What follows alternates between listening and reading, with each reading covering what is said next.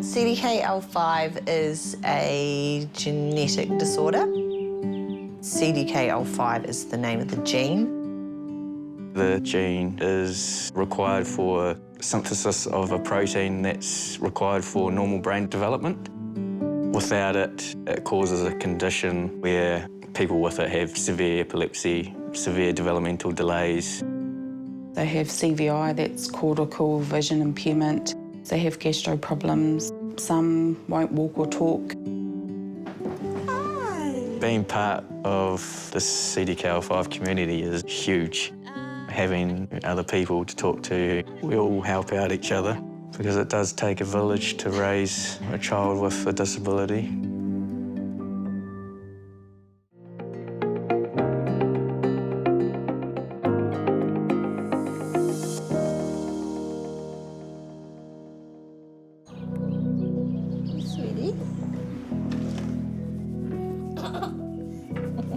So our daughter Summer is 2.5 and she has CDKL5 deficiency disorder and was diagnosed at 3 months old. It's de novo, so it was spontaneous at conception. Neither of us carry the mutated gene. We had never heard of CDKL5. We didn't really know anything about epilepsy or having a disabled child. It's all pretty new. A shock. Are you helping? In New Zealand, Summer at this stage is the youngest with CDKL5. There, I think, are about 9 in total in New Zealand. She's not mildly affected, but probably in the middle. She is unable to talk and she's unable to walk.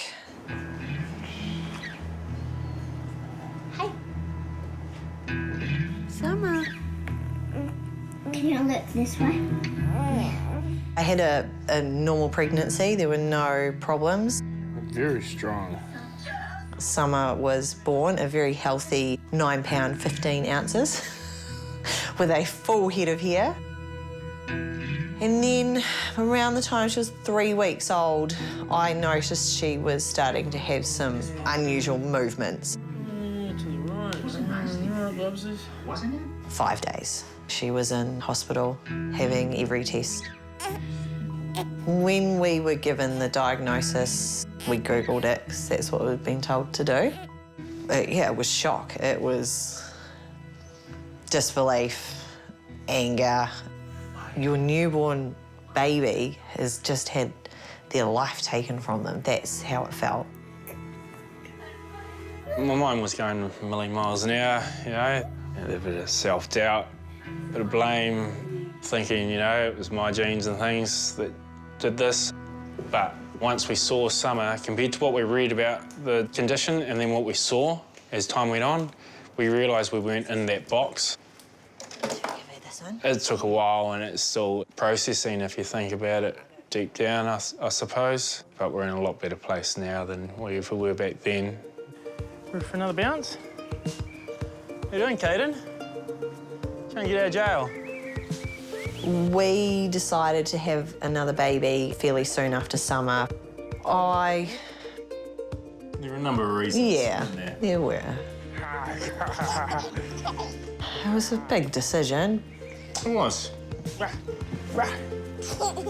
We thought if something happened to us and Henry and Summer were left, how it could be a burden to Henry. Are you hungry, Henry?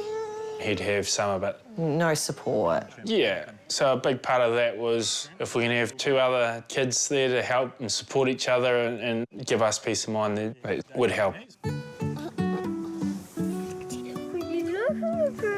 Henry's 7, you know, but yeah, so he can sort of lift her up and all that. Much to our horror, he can lift her. You can see him dragging her around and things. She loves it. They've just got a magical relationship. To him, it's normal, you know, it's part of everyday life. He's been through a lot with all of this and he's very resilient. He's so proud of her, he loves her so much. She giggled. Caden's relationship with Summer is different. He's fascinated with her. It's different, yes. Fascinated. She has lots of cool equipment that he likes to play with, and they will have a very unique relationship growing up because she's non-verbal and well, he is still. So I think they're going to be able to communicate on a different level to what we can with her. She's still eating and drinking orally. A lot of CDKL5 kids are tube fed, but she's not the best at drinking or eating. So, you know, it is a real possibility that she may have to go on to being tube fed if things did take a turn for the worse, which unfortunately in this horrible disorder, things can change overnight. All right. Come on. Good girl. Good girl.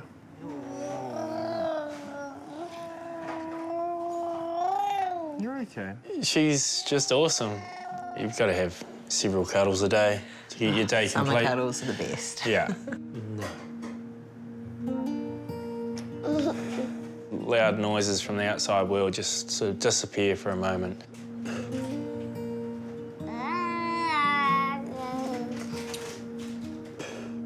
She's the rock to the family. If there's problems, we can just all huddle around Summer and have a hug and talk about her, and everything else just sort of fades off into the background. You gonna read her a book, Henry? Animal sounds. The horse says neigh. The hen says cluck. The sheepdog says woof. And give her a kiss for that.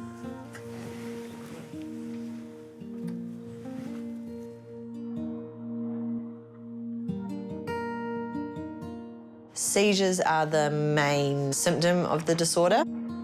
We've got a seizure monitor which detects any movement, and when there's enough movement it will trigger an alarm. We can also save any seizures that she's had to show her neurologist to see if there's been any changes to her seizure type. What's this book? It's fun to be a fur maid. You gonna touch it? Oh, you're turning the page as well. I think the acceptance is the hardest thing that you will go through. To see people just like you. I went through a pretty dark time. From reading about CDKL5, I thought it was a life not worth living. Go swish. I was so determined to save Summer and fix her. I didn't want my little girl to go through endless seizures and pain, and, you know, I didn't want to go through it either. So I got in a really bad place.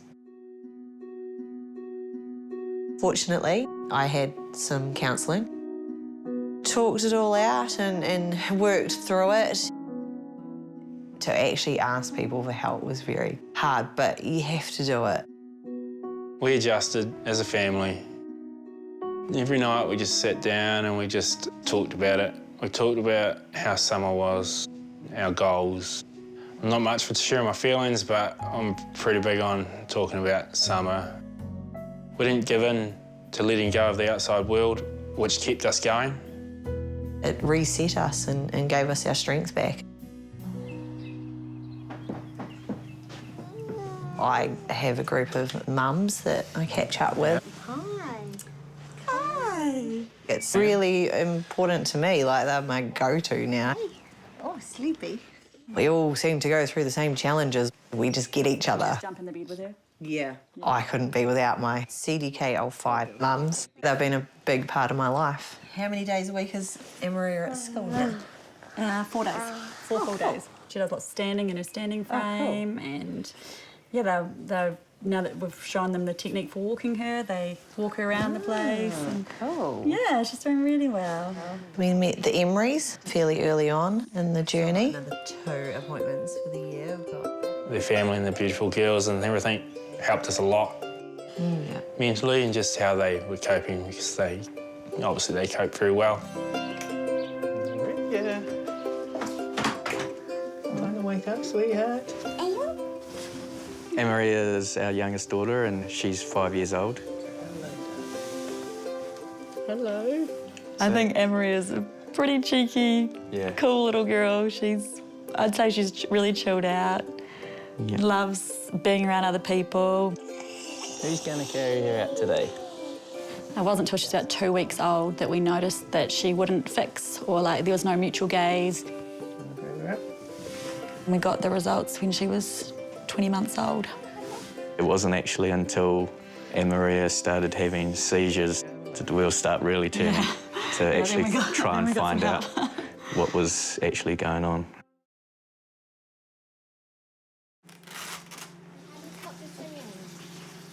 Arabella and Alessandra, Maria's older sisters, they love to interact with Maria. Yeah, they do their best to play with her. I mean, obviously it's hard because they know they're missing out on some things. Like, there are just certain activities that we can't do or that's just a little bit more challenging. It can be challenging and hard being a sister with Maria and with someone that has a disability. It's still heaps of fun. I don't think we'd function as well if we weren't a tight-knit team. Everyone sort of knows their jobs and the big girls help out. Yeah. At the moment, Maria's eating foods that are pureed or soft lumps. She just can't quite eat solids yet because she hasn't quite developed the chewing and swallowing, so if it's something with a lump in it, like even the size of a pea, she'll just spit it out. So, yeah, it's a work in progress. With us, we found the keto diet really, really amazing for Maria. When she first started having the seizures, I just sort of did some research and I found out that, people have been doing keto for hundreds of years to help with seizures, so that was something I was quite interested in. Maria can have anywhere from like 20 to probably say 40 seizures a day. Out of those, 3 to 6 who are really big, bad ones that can knock her out for a whole day. Every bit of food is weighed out to 0.1 of a gram, and her caloric intake for the day is taken into account because it can cause damage to your organs if done incorrectly. It's so scientific, watching the dietitian do it all. Her seizures were up to 20 minutes long and now probably maximum 3 minutes at the moment. Here we go. Right leg first. Up. Yeah. Good girl. Push through. End up. Good girl. When we got the diagnosis, I started researching and looking for other families, and I found the kids that were really excelling. And I just asked the parents, I was like, what are you doing? What sort of therapies are you doing? And that's what kind of started the whole intensive therapy process. Good, good. He's gonna shift your weight. That's it. Purpose of the wobble board is basically just to teach her to shift her weight as she's going through the whole movement across the board. I'm just helping her shift her weight from one side to the other, and then the board will help take over. And now she took her step on her own. Yep, now you can take her. Good girl. I have faith in my daughter to reach her milestones when she reaches them. Our focus is just trying to give her the best quality of life and give her the best chance of reaching those milestones.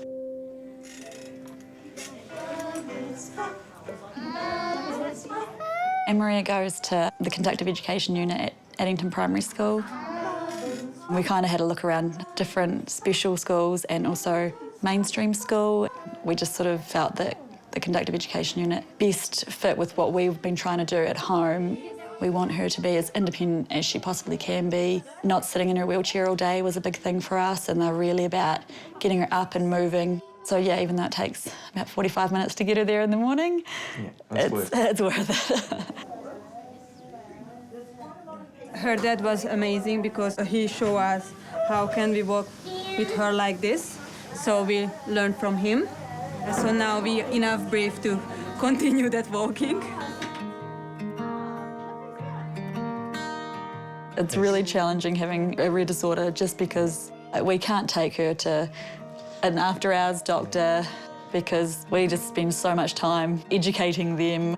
We probably learn more from other parents than we do from the medical team. Yeah, and that's exactly right. Pretty much everyone we've met, it's felt like we're talking to ourselves. It's heartbreaking to hear some stories that come through, and it's heartbreaking to hear when children have passed away. A lot of the children that we've heard of passing away are not even 10 yet. But you do get the really good positive side of being part of the community as well, and that's just friendship and just being able to talk about anything and everything. Hello, gorgeous. Nancy, we first came in touch with her through the New Zealand CDKL5 community. Miss Cadence had a seizure this morning, though, so she's real sleepy. Oh, no. That was Anne-Marie yesterday. We had them around for fish and chips, and yeah, it was felt like meeting family. They were just phenomenal. Seems to be a common thing, our children not wanting to eat. Oh, I know. Talking to Steph, it really, really helps. Oh, she's back on. We know each other's journeys and we help each other. Only normal full day. Oh, yeah. Having her friendship means so much because I can vent, I can say whatever I want to say. I can say CDKL5 sucks, and she gets it. You know, she truly gets it because she's on the same path as us. Cadence was 2.5 when she first got diagnosed. The specialist said that she had CDKL5 and there was no cure for it. And then she went on to say that she'll send an email with a link that we can do research on. Should I put it on your feet? Me and hubby spoke and we pretty much cried and wondered why us? Why has this happened to us? Want to go walk? It took a week for us to get over the hurt of getting that diagnosis. And then we thought, we're not going to let this beat us. Step over. Good girl. I reached out to the CDKL5 page, and that's where I found so much support. Lift it up. I met some beautiful families here in New Zealand who are on the same journey as us. We got our answers and support through those families. That gave us so much hope.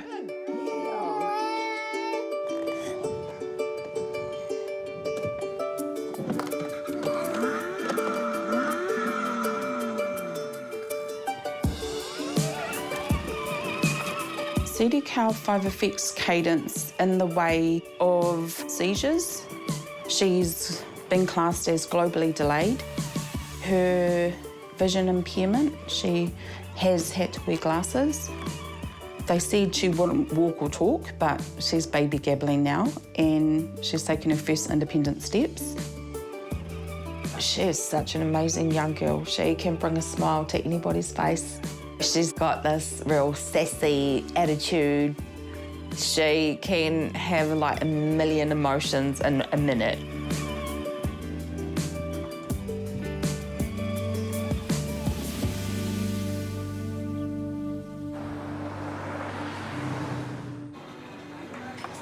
Say hi! Community to us means everything. We are truly blessed to be here in Clive community.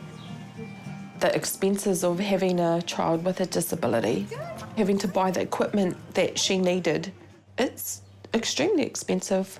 And then so I've got to go pick her up and then shoot in to pick Chloe up. We've done so much fundraising to get Cadence to therapies in Australia. They buy raffles. We have our community donating things that we can auction. The support that they have shown us over the years has just been nothing but amazing. Working as a team, as a family, it's extremely important. I've got 4 girls, Corbin, Carla, Chloe and Cadence, the 4 Cs. Hubby's amazing. You know, he gets up at 6 every morning to go to work. He comes home and he'll give time for the kids. He'll play with Cadence. So support-wise, he's amazing because he gives me a break. We all just gel together and we always have each other's backs no matter what. Take his bucket because then it'll run to you. But it's empty. The girls are so amazing with Cadence. At the start, it was really hard and they were heartbroken because they were seeing her cry and in pain and have seizures and they didn't know how to help her. Cadence. Hi. Oh, no. Go away. Now, been in a couple of years, having more compassion, that's led for them to be stronger young women. They know how to help her now. They know that being there right by her side is the most important thing. She's so beautiful. She just loves being outside, the fresh air, nature. The love that the girls have for Cadence is just amazing. I hope that they can come to me if they do have questions or if they're scared. And I know that they get a lot of slack from other kids, like bullies. There were a couple of boys at my school this year that did it, so. There was a girl at my school and she started talking about it, like her disability and stuff, telling her friends and that, and like bullying about it.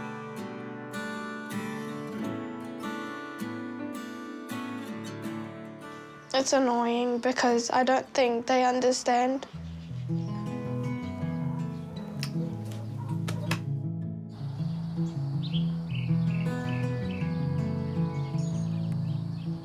Having a kid with a disability doesn't mean you have to live by a rule book. Turn the music up, dance with your kid, have fun, laugh. There's nothing wrong with it. Once you get past that acceptance, you see how beautiful and magical your child is. You're lucky to have them in your life. Definitely reach out, because it does take a village to raise a child with a disability. It really does. Yeah. All we want is the best for our kids, but you always have to remember to look after yourself as well. Because if we burn out all our energy, who's going to run the household? Embrace the journey. Believe in them, believe in yourself. If you have a horrible day, write it off. Start again the next day. The sun will rise. Don't give up hope. The story's not written yet. I'm sure your child will surprise you.